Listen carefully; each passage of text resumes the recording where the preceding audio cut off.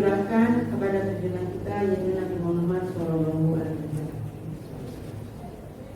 Bapak Ibu, kami mengucapkan banyak terima kasih atas kehadiran jenengan dan untuk mendengarkan, melihat, mengapresiasi dari diseminasi yang akan diadakan oleh Ibu Nurdiana. Terima kasih Bunda. Assalamualaikum warahmatullahi wabarakatuh. Kami mengucapkan terima kasih atas supportnya dari teman-teman karena sudah mendukung kami mulai dari awal kemarin ya, dari modul 1 itu kami juga sudah menghadirkan dan rekan-rekan sudah berkenan hadir. Alhamdulillah suatu kebesaran buat kami untuk meluangkan waktunya. Untuk hari ini kami akan mengadakan diseminasi mengenai budaya positif. Ini sebagai aksi nyata kami di modul 1.4.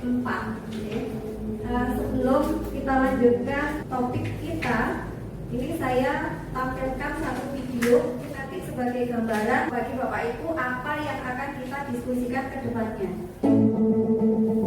Beberapa video menakjubkan seperti ini mungkin pernah kalian lihat. Ya, mereka adalah anak-anak kecil di Jepang yang membungkuk ke arah pengendara. Mereka memberi hormat dan terima kasih karena telah diberi jalan untuk menyeberang. Tindakan yang mengagumkan, bukan? Satu kata buat budaya Jepang tadi. Arif, satu kata. Tertib. Tertib. Bubina. Disiplin. Disiplin. Nasionalis. Pak Robi. Negara maju. Negara maju. Disiplin, tertib, nasionalis, negara maju. Kata-kata kunci tadi ini yang akan kita diskusikan di kegiatan hari ini ya, terkait dengan budaya positif. Kemarin kita sudah rapat dengan BK dan wali kelas kemarin, pas kaitannya akan mulai dengan ini, kedisiplinan, peraturan, tata tertib, ada hukuman, ada konsekuensi, nanti kita bahas di sini. Nah, ini yang akan kita bahas di pagi ini. Yang pertama ada perubahan paradigma belajar. Ini Pak Arif ini, di karakter. Alhamdulillah ini salah satu usaha kita untuk menguatkan karakter anak-anak. Ini sudah antri, belajar sabar, kemudian Pak Arif menghormati guru ya. Nah ini ikum ya, belajar ikum, senyum, salam, sapa. Jadi meskipun bukan gurunya yang mengajar harus. Oke. Untuk pemahaman di sini dikatakan bahwasanya budaya positif itu adalah merupakan nilai-nilai atau keyakinan dan kebiasaan yang baik melalui perkataan maupun perilaku yang nampak pada kita. Nah, untuk membangun budaya positif ini di siswa kita berarti kuncinya adalah kita harus membangun lingkungan yang positif juga. Berikutnya, nah kita intinya semua kan ingin mengadakan perubahannya. Kita ingin mengadakan perubahan yang lebih baik dari waktu-waktu, lebih baik dari yang kemarin. Kuncinya di sini. Jadi kita buat kemajuan perlahan sedikit-sedikit. Jadi perubahan sekecil apapun dari Bapak Ibu, dari semua warga sekolah itu sangat berarti. Tidak harus selalu perubahan langsung satu sekolah, tidak. Jadi boleh dimulai dari diri sendiri dan mungkin kelas yang kita ajar. Jadi namun bila kita ingin memperbaiki cara-cara utama kita, maka kita perlu mengubah kerangka acuan kita. Ubahlah bagaimana cara kita melihat dunia, memandang dunia. Kemudian bagaimana cara kita berpikir tentang manusia. Jadi kita harus sedikit merubah itu. Contoh misalnya, ini biasanya kita kalau ada stimulus itu pancingan itu biasanya kita langsung mancing kita agak-agak julid gitu ya, atau komen-komen yang tidak semestinya gitu. Kita lihat sedikit, ini kok ada ini paling begini. Itu biasanya langsung kita terstimulusnya begitu. Jadi ada stimulus seperti itu, kita harus merubah pola pikir kita. Jadi kalau misalkan kita menganggap bahwa teman-teman kita sama, harus sependapat, harus sevisi dengan kita, berarti kita harus merubahnya. Kita harus mengontrol diri kita bahwasanya kita berbeda. Saya dengan Bapak Ibu berbeda, jadi tidak ada yang sama. Kemudian kita mengubah orang. Jadi kamu harus sesuai dengan pendapat saya. Nah, biasanya kan gitu ya. Kalau kita berbeda pendapat itu biasanya yang paling terlihat itu kalau di rapat-rapat kemarin ya, apa Pak? Nesu. Kemudian perilaku buruk dilihat sebagai suatu kesalahan. Ketika kita menganggap siswa kita berperilaku buruk, maka pikiran kita harus jadi kita mengubah cara pandang kita ke arah yang lebih positif. Saya bisa mengontrol orang lain, saya bisa mengontrol anak-anak. Kita rubah, saya tidak bisa mengontrol orang lain. Pemaksaan ada pada saat bujukan gagal. Nah, daripada memaksa, lebih baik kita yuk kolaborasi, ayo kerjasama. Semakin banyak yang memikirkan akan semakin bagus nanti. Jadi kita rubah. Jadi untuk yang beda itu kita ajak kolaborasi, kita manfaatkan bareng gitu. Sama-sama terus sekali. Nah, ada satu permainan, saya minta 2 orang dari tempat duduknya saja. Ada yang berkenan? Pak Arif sama yang satunya Pak As'ad. Baik, Pak As'ad yang A ya, Pak Arif yang B. Yang A, Pak As'ad coba dalam hati sebutkan satu hal yang paling berharga dalam hidupnya Pak As'ad. Simpen di tangannya Pak As'ad dengan kuat ya. Pak Arif coba Pak As'ad dirayu dengan segala cara. Terserah Pak Arif. Pokoknya sekiranya Pak As'ad ini mau membuka tangannya dengan segala cara. Boleh dirayu, boleh kita semua boleh. Ya ketinggalan. Ayo Badat, dibuka Pak. Ini berapa Badat? Berapa Wasan? Bisa. Ada yang bisa meraih Wasan untuk membuka tangannya? Oh ya, oke. Ini spesial. Coba tolong praktekkan bagaimana kalau kita berdoa kepada Allah Subhanahu wa Ta'ala. Pasaran kehidupan ini saya bisa meramal kehidupan panjenengan dari telapak tangan. Saya mohon untuk Pak membuka telapak tangan saya, karena membuka telapak tangan mudah sekali. Membuka tangan seperti membuka hati kita untuk memberikan tangan kepada orang lain. Yang kuasa saja memberikan tangan. Kalau Pak berarti tidak membuka tangannya, berarti sama saja ini pasal tidak menghargai teman yang sangat profesional ini. Terima kasih. Ini yang sekali ya. Kalau saya dari orang psikologi Pak Ininya, jadi dalam masa depan itu sebenarnya bukan trauma Pak Ini. Ya, tapi bisa dilihat dari raut wajah saya juga bisa Pak Ini. Jadi bukan dari tangan saja. Tapi wajah juga bisa Pak Ini. Kita mengamalkan apa keinginan kita, apa arahan kita, tapi bukan masa depannya. Itu hanya terarah tujuannya, nanti kita punya tujuan apa di masa depan kita, bukan itu. Jadi itu namanya kita suksesnya, baiknya, nggak tahu seperti apa. Bisa dari lalu wajah saya. Tapi hati saya pada telapak tangan Pak. Ya, bukan lompat ya. Ya, itu banyak. Enggak, kalau nggak bisa ya nggak apa kita sama. Ya, meskipun tidak ada kita bersama. Itu pada waktu pandemi kan, sekarang nggak pandemi kita ya Pandemi kemarin pandemi kedua, COVID kedua. Oh ya. Ya terima kasih. Terima kasih. Ternyata Iya.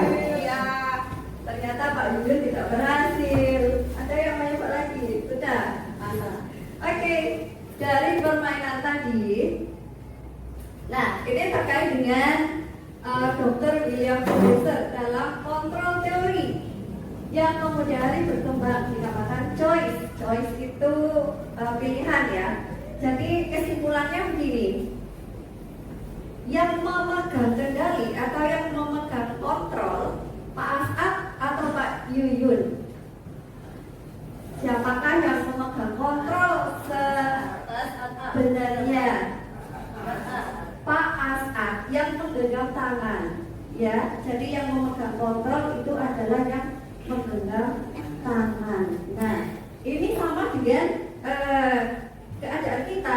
Jadi ketika kita berhasil mengontrol murid dan mereka melakukan apa yang kita mau, itu hanyalah karena si murid ini mengizinkan dirinya dikontrol oleh kita.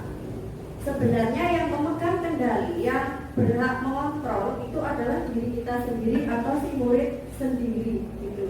Jadi berdasarkan teori ini ada ilusi guru mengontrol murid. Jadi seolah-olah ini kita berhasil membuat siswa tertib, kita berhasil membuat siswa berlaku sesuai dengan apa yang kita mau. Tapi sesungguhnya itu adalah ilusi guru mengontrol murid, hanya ilusi saja. Karena siswa mengizinkan kita mengontrol mereka. Bukan ilusi ya, ilusi. Kemudian yang kedua, ini ilusi bahwa semua penguatan positif itu efektif dan bermanfaat. Penguatan positif itu biasanya berusaha mempengaruhi murid agar mengulangi suatu perilaku tertentu. Ini juga sebagai bentuk kontrol. Misalkan kita membujuk siswa dengan kata-kata yang halus, ini juga sebagai bentuk kontrol. Dan ini ilusi juga, seolah-olah mereka ya mau, tapi sebenarnya hanya tampaknya saja gitu. Yang berikutnya kritik. Nah, kritik, kita mengkritik siswa kita mengkritik orang lain sehingga orang tersebut merasa bersalah. Nah, ini justru akan menimbulkan efek negatif. Anak atau orang ini akan memandang buruk diri mereka gitu. Dan kritik ini tidak harus dengan kata-kata yang pedas ya. Ada nyindir-nyindir kritik gitu dengan bahasa yang halus, itu juga bentuk kritik. Ini kontrol juga.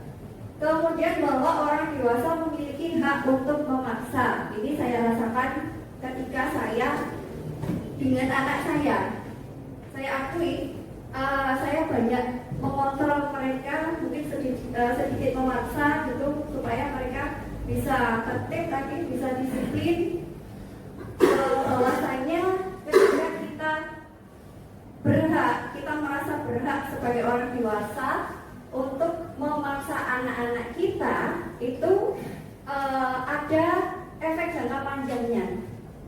Jadi mereka sebenarnya merasa tidak nyaman, cuman mau ngomong ini iya takut gitu. Jadi efek jangka panjangnya ini mungkin terpendam ini justru ya kopi.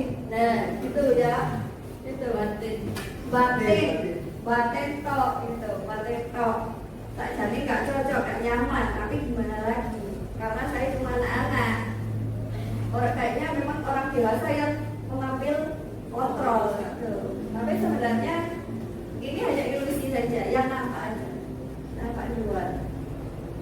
Nah, kemudian kenapa siswa ini berperilaku yang macam-macam? Ada yang pelanggaran banyak yang begini ya. Apa aja yang paling berat begini? Ada banyak matematika, ada sampai nikah, kemudian juga termasuk pelanggaran ya. Karena maksudnya ketika masih sekolah perilaku semacam itu tidak boleh. Ya, betul sekali. Jadi pada dasarnya setiap perilaku manusia kita atau siswa kita itu ada hal yang mendasari, ada yang memotivasi mereka berbuat seperti itu gitu. Kemudian ketika mereka melakukan atau mereka tertib sesuai dengan peraturan yang dibuat oleh sekolah atau kelas, yang pertama adalah untuk menghindari rasa tidak nyaman atau hukuman. Jadi sebatas itu saja, biar saya tidak dihukum Pak Robi, biar saya tidak dihukum Bu Wina gitu, atau tidak dihukum guru mapel karena kenapa mereka akhirnya datang tepat waktu seperti itu. Jadi motivasi yang pertama ini adalah karena rasa tidak nyaman atau menghindari hukuman. Dan motivasi seperti ini tidak bagus untuk anak-anak karena memang tidak efektif, sifatnya jangka pendek gitu. Dan anak tidak mandiri. Kalau misalkan orang yang ditakuti ini tidak terlihat, mereka akan kembali lagi gitu. Akan kembali lagi melakukan pelanggaran. Kemudian yang kedua, ini untuk mendapatkan imbalan atau penghargaan. Yang pernah saya lakukan adalah saya bawa snack yang bisa menjawab, saya kasih snack, kamu boleh pilih yang mana. Atau yang nilainya tertinggi, saya kasih uang misal 20.000. Nah, ternyata reward seperti ini juga tidak diperbolehkan. Karena motivasi yang timbul untuk mencapai suatu capaian tertentu itu bukan karena dirinya sendiri, tapi karena nanti saya dapat uang, nanti saya dapat snack, atau biar dipuji Bu Ari misalnya, biar nanti saya dapat nilai bagus dari Bu Endri gitu. Jadi ini masih motivasinya bersifat eksternal dan tidak efektif gitu. Kemudian yang ketiga, ini untuk menjadi orang yang mereka inginkan dan menghargai diri sendiri. Ini maksudnya adalah jika mereka sudah meyakini nilai-nilai kebajikan ya, nilai-nilai kebenaran yang kalau kita kenal itu profil pelajar Pancasila.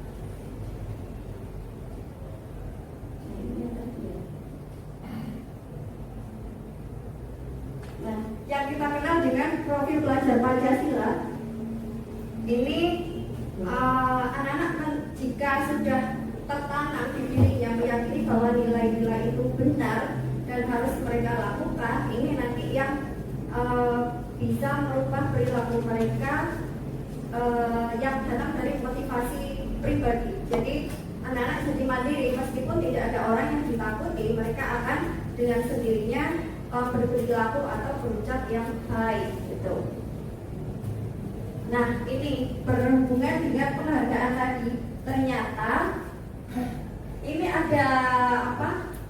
Menurut Alfikon, ini salah satu ahli. Jadi secara tidak langsung kita menganggap anak-anak ini kalau misalkan tidak diberi reward atau penghargaan, mereka tidak akan bisa. Jadi secara tidak langsung kita menganggap mereka tidak mampu jika tanpa penghargaan.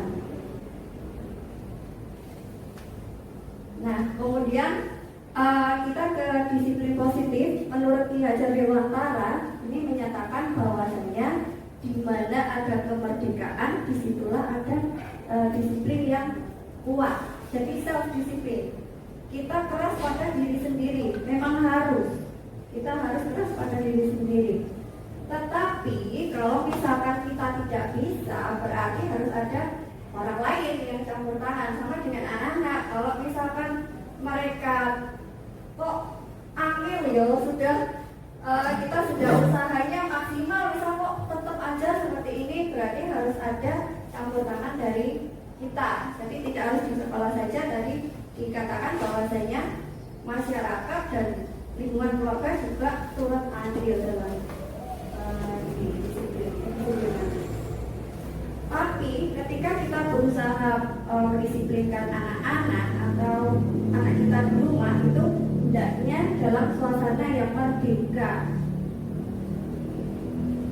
Nah, artinya disiplin harus dalam suasana yang merdeka itu adalah tanpa ancaman atau hukuman.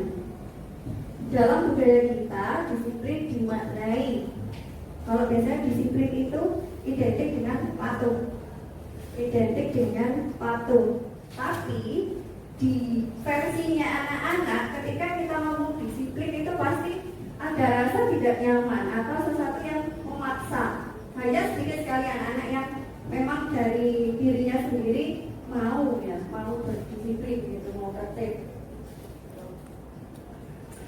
Kemudian untuk mencapai kemerdekaan dalam konteks pendidikan kita saat ini, yaitu untuk menciptakan murid merdeka, syarat utamanya harus ada disiplin yang kuat, yaitu disiplin diri dan memiliki motivasi internal. Tadi berarti kita harus menanamkan ke anak-anak bahwasanya ada nilai-nilai kebajikan, ada nilai-nilai kebenaran yang harus mereka yakini. Kenapa sih kamu dilarang berkendara motor tanpa menggunakan helm?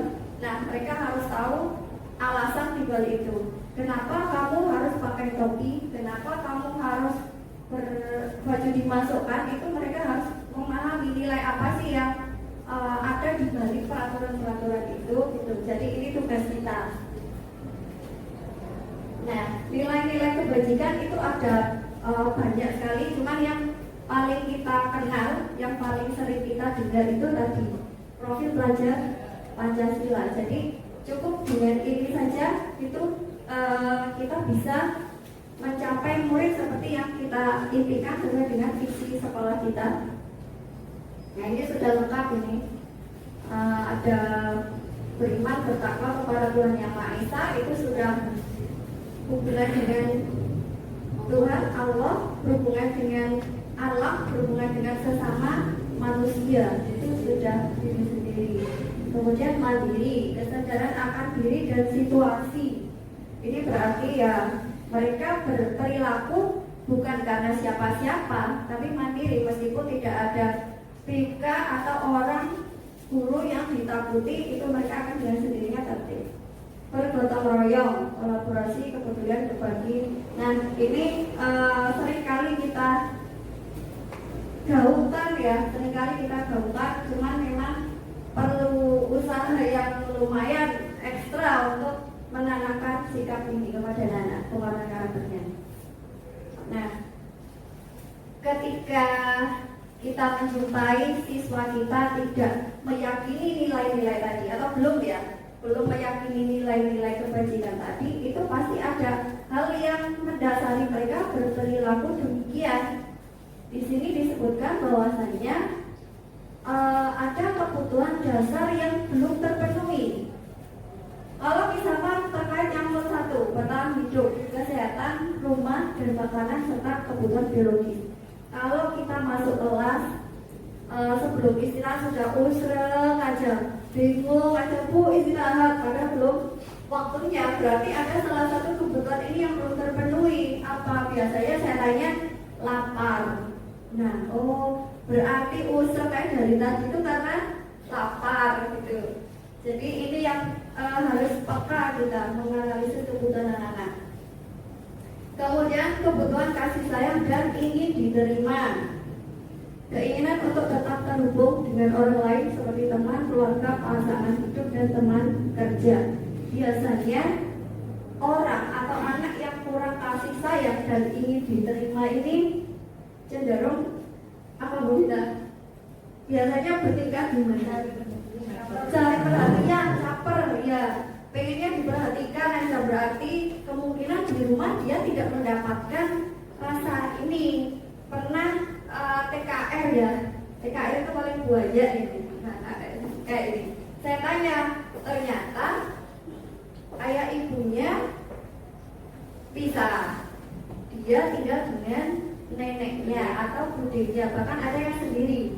Nah, inilah yang mendasari mereka kenapa di kelas kok sukanya cari perhatian gitu. Jadi ya kita sebagai guru mau tidak mau, karena ini profesi yang kita pilih ya, kita harus memberikan itu. Bisa kita percayai dengan tugas-tugas ringan, misalkan yang membuat mereka merasa diperhatikan, atau pujian kecil misalkan pintar, ini sudah tertib ya, bagus ya, seperti itu bisa. Kemudian penguasaan, diakui atas prestasi dan keterampilannya. Ini biasanya orang yang merasa ingin diakui atas keterampilannya atau apa yang dia bisa, itu biasanya dia sama ingin terlihat menonjol gitu, ingin terlihat menonjol, ciri-cirinya begitu. Jadi peka, kita harus peka juga sebagai seorang guru. Kemudian kebebasan. Nah, kebebasan ini banyak bergerak, suka mencoba dan tidak mudah terpengaruh oleh orang lain. Kemudian kesenangan. Nah, kesenangan ini cenderung yang nampak pada anak-anak ini iseng, jahil. Biasanya itu ya yang paling sering menyembunyikan barang temannya, bahkan sampai pulang itu nggak dikasihkan, biasanya tidak diberikan. Nah, itu kayak ada rasa puas gitu. Ketika membuat temannya bingung itu ada rasa puas. Berarti anak ini memang kurang kesenangan. Nah, itu nanti tugas kita bagaimana. Nah, sekarang apa yang dapat dilakukan pemimpin sekolah dan guru dalam memberikan lingkungan yang positif ini untuk menciptakan budaya yang positif di sekolah? Apa? Tadi kalau hukuman tidak boleh. Kemudian ribut tidak boleh. Terus iya. Terus kita ngapain? Apa ya? Kejar-kejar mau gitu ya? Apa harus menuruti semua keinginan murid? Tidak. Nah, kita harus melakukan pendekatan personal. Keyakinan kelas ini salah satu cara. Ini kemarin sudah saya coba membuat, tapi belum saya praktekkan ya. Kemarin kita coba membuat peraturan yang ada di dalam kelas. Jadi kita belum ke sekolah, kalau sekolah banyak yang benar. Ada berapa peraturannya? Tata tertib itu, poinnya banyak banget. Ada 27 ya Pak, ada 27 peraturan di sekolah kita. Jadi kemarin saya mulai dari kelas dulu. Nah, ini yang perlu yang perlu ditanamkan ke anak-anak. Pada saat kamu mengendara sepeda motor, kenapa kamu harus pakai helm? Berarti anak-anak harus sadar bahwasanya itu untuk keselamatan. Kenapa menggunakan masker dan mencuci tangan? Karena untuk kesehatan dan keselamatan kamu juga. Kenapa dilarang melakukan kekerasan? Karena kamu harus menghormati orang lain dan juga demi keselamatan kamu sendiri. Dan keyakinan inilah yang harus kita tanamkan di anak-anak. Gitu. Jadi kemarin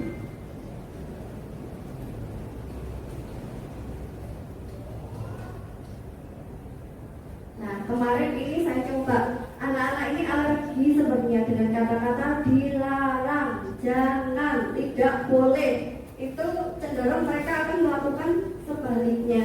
Jadi kemarin ini di kelas saya sendiri itu saya coba anak-anak coba peraturan yang ada di kelas 11 TKJA kamu tulis apa saja.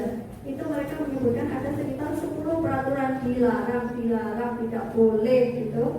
Salah satunya adalah dilarang menggunakan HP di dalam kelas, dilarang makan minum di dalam kelas. Nah, kita coba merubah kalimat ini menjadi kalimat yang lebih positif gitu, positif. Coba kalau misalkan tidak boleh main HP, biasanya anak-anak akan lebih menerima kalau begini, kamu boleh menggunakan HP ketika jam istirahat atau di jam pembelajaran dengan izin guru. Boleh makan dan minum di jam istirahat atau minum dengan seizin guru. Kalau minum mungkin bisa kita toleransi ya, tapi dengan izin guru karena lumayan panas gelasnya, terus terang untuk saya izinkan. Kalau untuk minum saja tapi dengan izin guru. Kemudian kalau hukuman ini anak-anak cenderung menyembunyikan karena takut tadi, biasanya berbohong. Tuh. Kemudian kalau konsekuensi ini akan belajar mematuhi peraturan. Itu perbedaan hukuman dan konsekuensi. Nah, untuk keyakinan kelas nanti wali kelas Bu Ika ya, Bu Arif, Pak Arif, Pak Eko Roma, Pak Yuyun, wali kelas. Pembuatan game.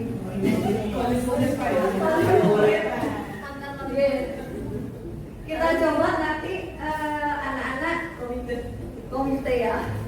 Kita coba nanti menuliskan. Jadi ini kesepakatan. Jadi kita sepakati hari nanti anak-anak ayo yang tidak boleh di dalam kelas apa saja. Anak-anak nanti yang menulis, bukan kita. Jadi anak-anak sendiri kita tulis di papan berapa itu tidak usah banyak-banyak biar bisa diingat gitu ya. Nanti keyakinannya. Kalau peraturannya boleh sudah. Biasanya anak-anak itu macam-macam yang ditulis. Dilarang minta makanan dan minum punya temannya. Ada kemarin. Karena ada yang biasanya icip-icip gitu.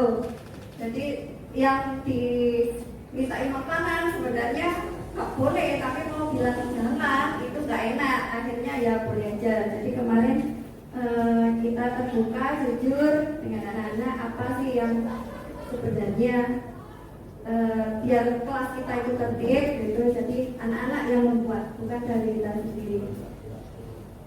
Ya, kemudian dari kalimat negatif tadi kita coba menjadikan kalimat positif. Dilarang memakai sepatu selain warna hitam. Pakailah sepatu warna hitam. Gitu. Kalau misalkan di sekolah kita, padahal sudah ada kebijakan hari Rabu dan Kamis boleh bebas warna ya. Itu pun hari selain Rabu dan Kamis masih banyak ya. Terkadang terus orang Bumina, saya mau menindak ini, nah segitu banyaknya terus gimana gitu. Kalau 1-2 orang bisa kita tangani ya, bisa kita tangani. Tapi kalau dalam jumlah besar kayak kemarin nggak pakai topi itu berarti ya kita harus bareng-bareng. Terus sudah jadi urusan sekolah. Kemudian menemukan keyakinan atau nilai kebajikan yang dituju, misalkan dengan peraturan dilarang memakai sepatu warna hitam. Kenapa sih, apa nilai kebajikan atau hal baik di balik peraturan ini? Nah itu yang harus kita tanamkan di anak. Kenapa kamu harus pakai warna hitam? Biar seragam, tidak adu outfit pak. Biasanya tidak ada gretel. Jadi maksud kita adalah mengajarkan bahwasanya sama. Jadi tidak boleh membedakan mana yang kan terlihat deh kalau pakai sepatu bebas itu kayaknya mahal sebenarnya. Iya. Iya. Beda kalau di Jepang tadi semuanya diakomodir ya, mulai dari tas, sepatu, contoh kalau SMK gimana dibuat seperti itu ya. Seragam aja sekian gitu. Nggak tahu nanti kalau ya serba repot ya. Memang hubungan kita kan tidak ini aja ya sama orang tua juga gitu. Jadi kita kaji aja.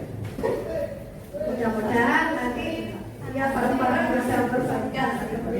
Amin. Kayaknya kemarin sudah sibuk semua ya. Saya lihat semuanya sudah pembroso gitu.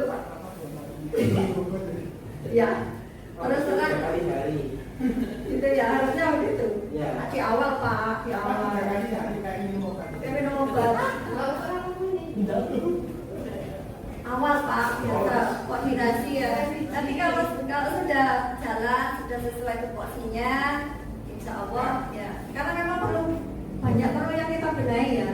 Terus terang ya, saya sendiri merasa kayak dibangunkan gitu.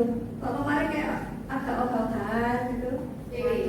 Ya, kalau sekarang waduh, itu sudah seret ya, harus lari gitu. Mau tidak mau, karena ini sudah pilihan kita. Pilihan kita berada di sini ya, sistem yang ada kita ikuti. Gitu. Kemudian perlu ditandatangani kontrak dari per kelas. Nanti bisa dibuat poster. Cetak poster A3 kemarin katanya 5.000 di Pasirian. Untuk keyakinan kelas bisa tandatangani nanti perwakilan kelas. Kemudian ditempel di tempat yang mudah terlihat. Kalau di sekolah mungkin nantilah kita kerjasama dengan di mana gitu kita tempel di tempat-tempat yang strategis. Kemudian selalu diingatkan, jadi kamu sudah melanggar nilai apa? Yang melanggar apa? Misalkan keluar pada saat jam pembelajaran gitu. Padahal di situ ada guru, berarti kan sudah berbohong. Nah, nilai apa yang sudah kamu langgar di situ? Itu yang harus kita ingatkan. Kemudian direfleksi. Refleksi ini selalu penting. Jadi tujuannya untuk melakukan peningkatan ya, ada perubahan yang lebih baik. Kemarin yang sudah baik kita lanjutkan, mana yang sekiranya kurang kita perbaiki. Refleksi harus rutin. Nah, ini tadi posisi kontrol. Bunda tadi sudah ya. Posisi kontrol dan restitusi. Posisi kontrol ketika kita menghadapi anak-anak yang berperilaku tidak sesuai dengan seharusnya, itu biasanya yang pertama muncul. Ini kalau guru SMK, saya yakin kalau posisi yang pertama penghukum ini sudah bisa semua ini. Contoh, Bu Vita, contohnya Keluar, tonjol, push up, lari. bersih-bersih sampah, dan standarnya kalau hukuman ringan ya seperti itu. Ya, dan biasanya saya pernah saya dengan kata-kata yang saking gergeten gitu, kata-kata yang kasar. Biasanya penghukum itu dengan nada tinggi, marah-marah. Nah itu penghukum. Jadi ternyata tidak boleh. Ya, terus siapa kan? Tidak boleh gitu ya. Oh iya. Ya. Gurunya guru dari aji nih kayak gini ya, gitu ya. Betul. Saya sependapat. Ketika kita ditakuti, anak-anak akan merasa gimana gitu ya. Akhirnya dia berlaku dengan baik. Tapi itu tadi bukan dari diri sendiri, tapi itu eksternal ya, motivasi eksternal dan sifatnya tidak akan lama. Kemudian yang kedua, pembuat rasa bersalah ini biasanya dengan kata yang halus. Ya apa sih awakmu iki gak salah ibumu ta.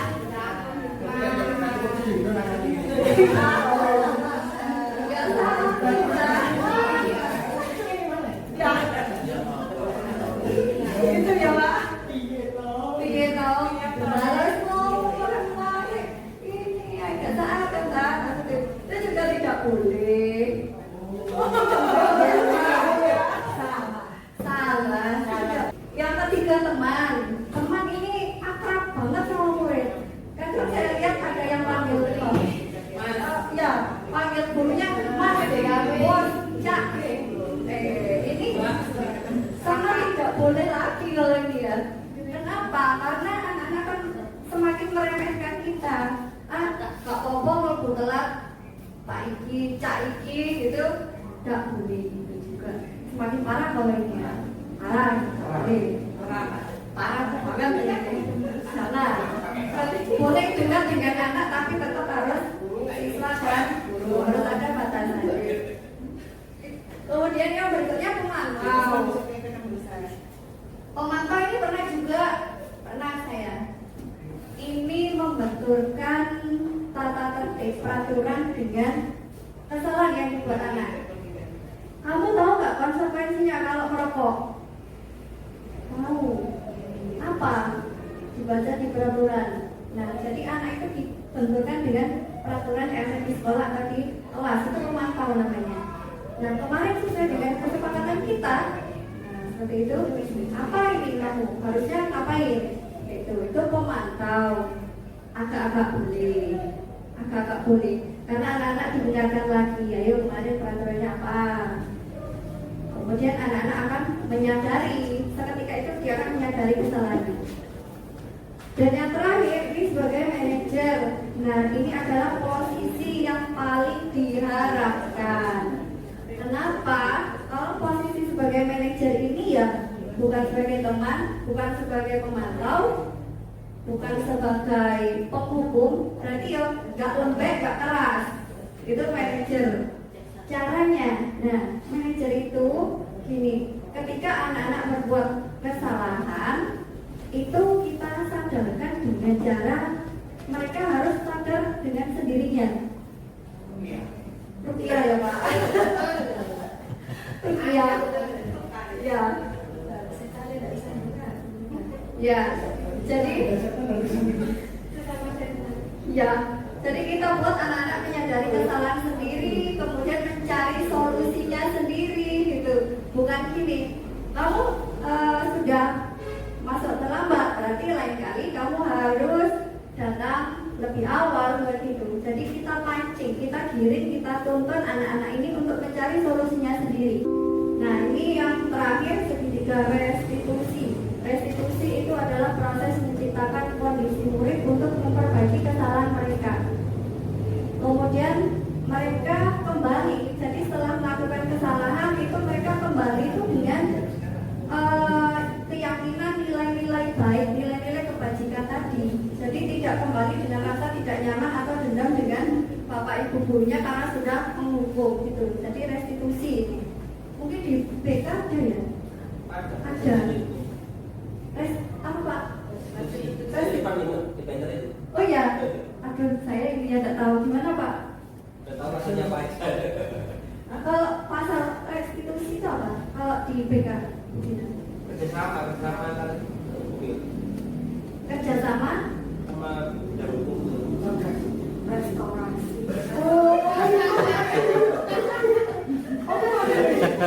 Restorasi Pak. Oke, oh itu restorasi. Restorasi. Ini restitusi. Kalau restitusi itu kolaborasi dengan siswa supaya dia paham atas kesalahannya, lalu dia diminta untuk mencari solusi dari masalah yang Betul sekali. Jadi itu restitusi.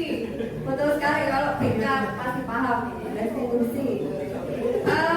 Bukan guru BK pun sebenarnya pernah ya ini, cuma tidak tahu namanya apa gitu ya. Pernah, saya pernah Bapak Ibu, cuma tidak tahu namanya apa gitu.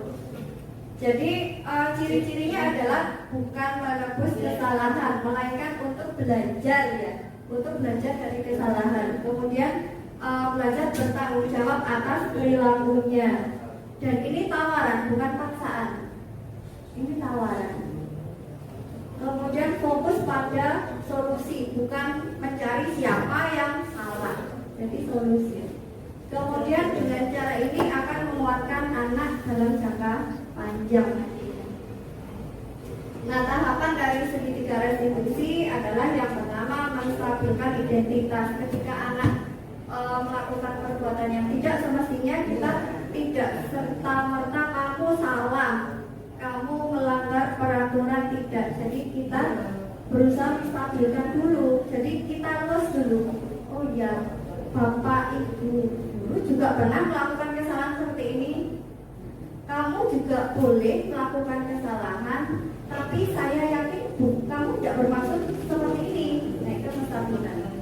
Kemudian tahapan berikutnya adalah validasi tindakan yang salah. Kita tanya anak-anak ini, kenapa kamu berbuat seperti itu? Pasti ada alasannya.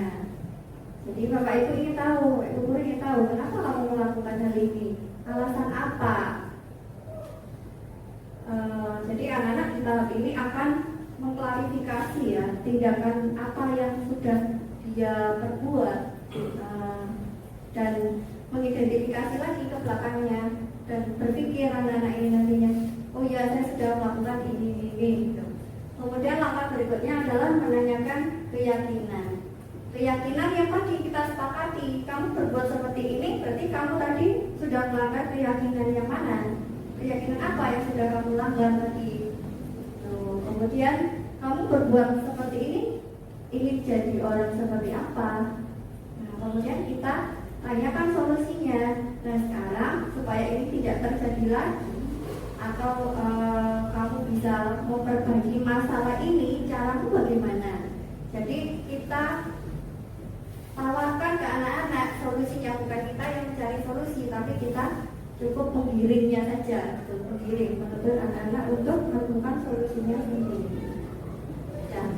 terima kasih. Sekian pemaparan dari saya. Mudah-mudahan bisa bermanfaat meskipun sedikit sekali ya. Nanti insya Allah kita kolaborasi untuk tahapan berikutnya mengenai keyakinan kelas.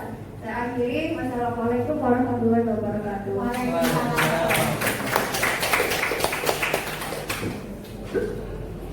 Monggo Bapak Ibu mungkin Ada yang bertanya mungkin?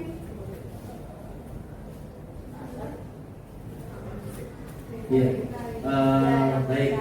Terima kasih Bu Mala atas paparannya yang sangat menarik sekali menurut saya. Jadi terkait posisi apa? Kontrol ya. Posisi kontrol. Posisi kontrol ya. Kontrol. Nah, kalau tadi saya bilang di teorinya lain ternyata itu ada yang positif ya, dan itu dipositifkan. Nah, ini lagi berbeda lagi dan itu.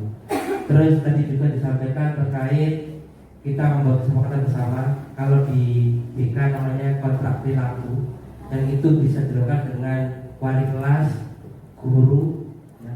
Jadi bukan hanya dari wali kelas saja, tapi semua guru bisa membuat kontrak perilaku terkait pembelajaran tersebut dan itu bisa dilakukan bersama. Nah, terus pertanyaan saya ya, ini kan sering sekali dibahas dimanapun itu. Mulai saya PPG, mulai saya ikut pertama kali FGBK karena saya bukan asli dari BK juga ya. Ahlinya ini Pak psikolog ya. Memang kata-kata dilarang ya, tidak boleh itu memang tidak ada dan tidak diharuskan dalam anak ya. Untuk mendidik anak memang tidak diberikan. Tapi di sini kita kembali lagi ya, mengacu pada kedisiplinan. Memang kalau kita masuk sana tidak boleh.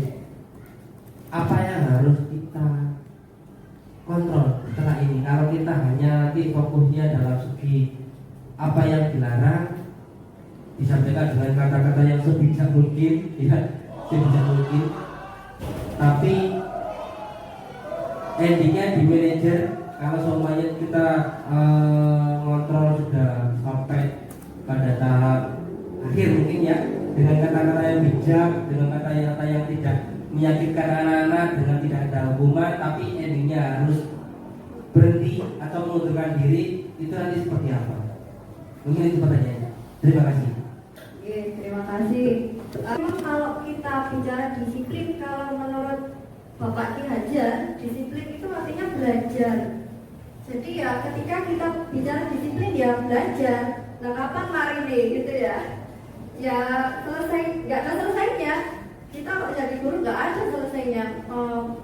Mempelajari ya, membersamai anak-anak nggak akan ada selesainya. Nah kapan anak-anak ini bisa sadar gitu? Sudah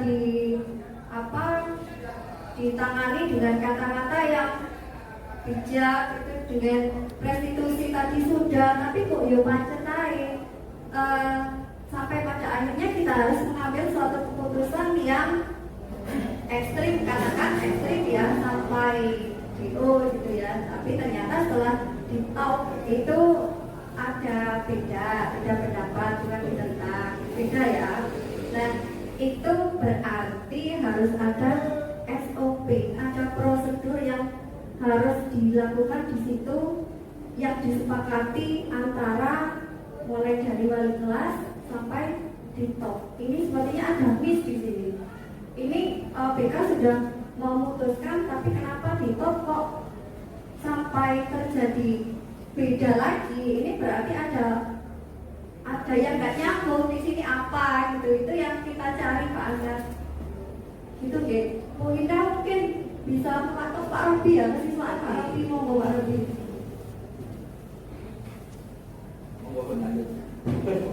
Sudah enak saya kesiswaan ya. Apa Pak?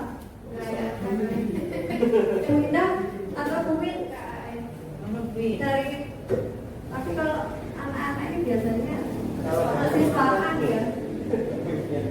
Dari BK sendiri sudah sesuai prosedur, dari wali kelas juga sudah. Kalau dari kita kan sudah prosedur di depan kan Ya. sudah baik, ada pembinaan, 1, 2, 3, terus sampai sudah jelas. Ya. Kita lapor menerah, kita lapor kesalahan sampai di top ini kan. Nah, jangan. Nah, ini kan nantinya ada habis itu mati. Itu yang mungkin nantinya menjadi kendala, gitu. Ya, itu harus kita mungkin sampaikan di sharing-sharing di tingkat top yang baru. Iya, betul sekali. Itu nanti mungkin karena kita sendiri kan kalau di BK kemarin ada kebijakan baru wilayah ada acara baru, kita BK tidak boleh menghukum dalam bentuk apapun. Makanya seringkali kita menolak bukan apa aturannya yang malah gitu. Iya. Saya kadang ada yang nggak terima, oh iso BK yang menghukum. Itu artinya Nah, yang disarankan bukan ini, karena itu sudah ada aturannya. Iya. Aturannya memang jelas. Kadang-kadang orang yang nggak berpaham tentang undang-undang dasarnya, undang-undang dasar kebijakannya, undang-undang dasar kebijakan, ya, kebijakan, undang-undang kebijakannya akhirnya menyalahkan, membuat istilahnya, oh ini BK, nah, itu istilahnya menyalahkan, artinya gini-gini. Nah itu yang akhirnya mereka jelas. Makanya di sini kita share terkait ini kan bagus sekali terus saya. Terkait ini sama-sama ada kelas, ada kaniga, ada mahasiswaan dan guru-guru mapel. Dari sini mungkin nanti kita bisa berkolaborasi bersama. Kalau terkait tentang hukuman tidak ada diberikan, ayo kita bersama-sama menguatkan konsekuensi. Ya, Konsekuensi. Kalau apa namanya di tim tatipnya saya, kalau di visualisasinya di hari tiketnya saya, awal masuk bulan Juli dulu kita sampai 3 kali itu peringatan. Iya. Kita anak terlambat selalu pakai saja. Jadi kita berarti kalau kamu bisa terlambat lagi 3 kali, kamu berarti akan seperti ini kan. Nah, itu bertambahnya. Nah itu terefek ya. Tapi ya kadang-kadang ada juga yang tetap sama, malah mengira di hari Jumat, maksudnya di hari lain. Nah, itu kan akhirnya kan timbul masalah lagi. Nah, iya. Seperti yang malah tadi sampaikan kan hanya ditakuti di hari tertentu. Iya. Betul. Itu mungkin sharingnya sedikit. Kalau jawabannya belum terjawab, mungkin nanti bisa dicarikan lagi ke tingkat top manajernya. PR-nya Pak Rofi, tolong nanti perlu diperjelas lagi SOP-nya karena teman-teman dari wali kelas juga sudah merasa sudah sesuai prosedur gitu ya. Berarti ada sesuatu yang tidak kita ketahui, itu kebijakan lain gitu. Terkait tadi teman-teman yang sering menyalahkan BK kok begitu, kok begini gitu, karena pada dasarnya kalau menurut saya karena ketidaktahuan mereka, dan ini yang harus kita cari solusinya gimana supaya paling nggak wali kelas, karena wali kelas ini ujung tombaknya ya yang garda terdepan di kelas, jadi wali kelas memang harus tahu prosedurnya, karena juga tidak semua wali kelas sering-sering nanya-nanya ke BK gitu. Ada yang masa bodoh amat gitu, pokoknya kegiatan keluar ada aja gitu. Katanya itu lagi tuh. Jadi mungkin katanya kemarin pas dari di kelas kemarin mungkin karena di sini ada bunda juga. Beberapa wali kelas dalam catatan saya banyak yang tidak kolaborasi ke BK. Lalu kalau masalahnya wabot banget, ujung nyampe ujung itu lagi masalahnya kan akhirnya ujungnya ya gimana? Ya. Kalau mereka tidak pernah menangani kalau kamu wabot sudah parah ya contohnya. Tapi kalau semuanya Pak ini nggak gini, Pak yang tadi masalah sekarang ada Pak Hendra mungkin Pak ini Pak tangan sih itu terus paham nggak? Main kontak perilaku itu baru anak-anak kontak perilaku dong Pak Hendra. Karena yang bermasalah di kelas PL sepakat tanda tangan akan potong dulu. Kalau kontrak perilaku yang membuat siapa nih Pak? Karena ada semua wali kelas. Anaknya ya? Karena ada Anak terlibat. Terlibat. Apa anak-anak tinggal tanda tangan saja? Jadi kita pendapat apa mau diapakan? Betul, curah pendapat. Iya, curah pendapat. Jadi, Oke. bukan gurunya yang marahkan. Ayo, Ya. kalau ini berlaku Apa? salah apa? Oke. Iya. Anu Pak, betul. Oh itu kontrak ya? Iya, itu. Oh iya. Oke. Yakin menambah. Iya. Anaknya sendiri ini ya, kesepakatan. bersama. Kesepakatan. Kesepakatan bersama. Bunda, gimana baik? Mau nambahin. memang segala sesuatu itu harus ada satu sinergi. Intinya begini, kalau memang di BK itu ada, memang sudah ada undang-undangnya, Pak. Saya memang paham juga, karena saya juga dulu masih banyak mendapat sepertinya. Hal ini harus disampaikan memang saat kita dalam dinas awal pembelajaran itu. Nanti apa saja yang harus kita kesepakatan di sekolah ini, apa peraturannya, jadi semuanya tahu. Kita mulai dari SOP itu seharusnya kita uploadkan rapat persiapan pembelajaran tahun itu, jadi semua tahu. Setelah itu kita ini mungkin lagi ya, setelah ada kesepakatan SOP, monggo nanti sarana tidak lanjut di pos-pos yang bisa dibaca. Nanti anak datang langsung kelihatan, masa oh iya, ada seperti ini. Nah, mungkin nanti yang di kelas ini juga harus ada kesepakatan sendiri antara wali kelas dengan siswa yang ada di kelas itu. Yang kedua, guru pun juga harus punya kesepakatan dalam pembelajaran. Ini sudah sampai tahun 90. Di kantor perlu dipajang ya, Bina? Di kantor perlu dipajang kesepakatan ya? Ya, bisa. Kantor dulu Bu, kita waktu ada pelayanan samping nasional ya. Pak Yuyun, mungkin kita masih mengalami itu, di mana pojok ada guru harus bagaimana punya komitmen bersama itu harus dipajang. Kalau kita ada action ini komitmen bersama. Siap membantu Buin. Seperti itu. Ya. Insya Allah seperti itu. Suwe-suwe kita ini loh baca. Langsung kita diri saya sendiri loh ya. Suka diri saya sendiri. Kalau saya memang bukan saya mengunggulkan diri saya. Tadi setelah mendengarkan Bu Roma dengan Bu Mala, itu insya Allah ada beberapa sudah berapa persen bisa laksanakan karena ini ada sistem pembelajaran silabus dan KTSD tahun 2004 dan 2008 itu sudah ada memang. Satu pasti punya kesepakatan bersama antara saya dengan siswa. Jadi saya tidak ada akan komplain. Oh Bu Indah ini sekarang kok telat. Saya tidak akan komplain, tidak ada. Saya tidak bisa tugas, saya tidak akan lagi. Bu maaf saya tidak bisa tugas. Iya, terus kesepakatan apa? Saya menjaga lagi. Oke, saya tidak pernah. Memang saya tidak pernah. Maka dengan itu, monggo nanti ada bullying, ada Pak Wakil yang saya. Nah, hal-hal ini harus kita berkesepakatan bersama Bu. Mungkin nanti bisa mengundang kita di Mapel ada koordinator, di Tatip ada koordinator, di BK ada koordinator, di pembina OSIS ada. Monggo duduk bersama. Kita itu harus mau dan harus bagaimana. Jadi sama sepakat. Nanti kalau sudah ada kesepakatan di top manager, monggo dikeluarkan rapat bersama.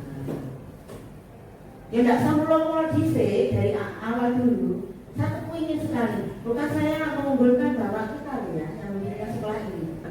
Jenengan ini loh Bu, sudah saya ajari dari 0 sampai pinter, disuruh nggak mau mengerjakan. Apa alasannya? Ya sakit saya begitu kan memang. Nah makanya dengan itu betul dengan adanya ini bahwa kata-kata yang seperti itu sampai sekarang juga saya ingat bekas. Iya, anak juga begitu bekas. Saya pun juga pernah mengalami dari orang tua membekas. Makanya dengan anak kita, dengan siswa kalau bisa kita bukan yang tidak terlihat ya Bu. dalam bukan tidak. Iya, bukan tidak pengalaman seperti ini Bapak Ibu monggo kita praktekkan ke anak-anak. Ke anak-anak. Saya sampai juga heran. Saya tuh padahal ke anak-anak itu hanya gini. Waktunya siapa? Diri saja. Masih lari setelah saya tanya kenapa sih kalau saya tanya guru kosong kalau saya takut kalau mau bilang nanti gurunya yang marah. Yo berarti selain gurunya yang marah, gurunya juga marah. Hanya tanya nggak dijawab. Nggak akan dimarahi kalian. Saya hanya mencontohkan saja siapa gurunya. Pak guru, bu guru yang terakhir itu pasti nggak marah. Nanti mungkin saya tahu alasannya apa, kan saya sampaikan. Gitu kan. Memang anak-anak kita gitu.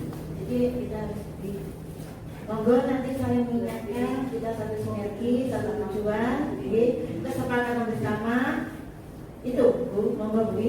seperti itu. Dulu kan pernah ada dong kesepakatan bersama, Komitmen. komitmen bersama. Monggo nanti kita punya komitmen bersama. Oke. Oke. Itu Terima kasih. Terkait tadi Bu Malam menyampaikan aturan siswa ya kan karena bicara aturan siswa, kalau ada mungkin beberapa guru, iya saya pernah dengar beberapa guru waktu itu kok gini sih, kok gini sih. Ayo berarti mungkin kapan Robi mungkin menyalakan koordinator maper, kandidat, terus wali kelas, sama waka-waka dan kepala sekolah kalau menentukan aturan siswa, ayo dibahas-bahas. Itu mungkin usulan saya. Ya, mungkin begitu. Hanya Dengan sudah ada kesepakatan di top manajemen pada sekolah, seharusnya 3 tahun ini kan kita nggak pernah di awal pembelajaran sama cenderung mendatangkan wali murid. Saat awal pembelajaran maksimal Agustus itu semua wali murid diundang. Kita tes semua apa yang berlaku di SMA. Jadi anak mau alasan dihukum ini terus wadul kan? Memang itu tidak ada di anak. Pengajaran baru Pak Rubi itu kayak kita. Jadi semua program sekolah dari WAKA diplomkan ke wali murid, terutama yang terkait dengan siswa. Mungkin sekali-kali panggilan bisa berubah. Iya, program sekolah Bu. Saya kan program sekolah. Aku besok menghubungi jam itu kurang sepakat kudu untuk ngomong. Tidak ada dalam sekolah kalau sudah punya aturan gitu anaknya sampai telat. Karena sudah besok. Dan Bu Win sama Pak Robi juga saya juga. Jadi kita minta dukungan wali murid. Matur kan? Matur, terima kasih. Sampai bisa ditarik kesimpulan bahwasanya kita harus meninjau ulang peraturan yang ada di sekolah dengan melibatkan semua warga sekolah. Kalau bisa orang tua wali juga dilibatkan. Kemudian untuk Bu Gita tadi anak zaman dulu dan sekarang itu memang berbeda. Nanti saya tunggu di PDB. Teorinya materinya banyak. Kalau menjelaskan itu asik-asik materinya, mudah-mudahan teman-teman bisa segera bergabung, lolos semua, bisa biar kita bisa bergerak bareng-bareng satu visi nantinya. Oke, terima kasih. Saya cukupkan. Sekian. Assalamualaikum warahmatullahi wabarakatuh.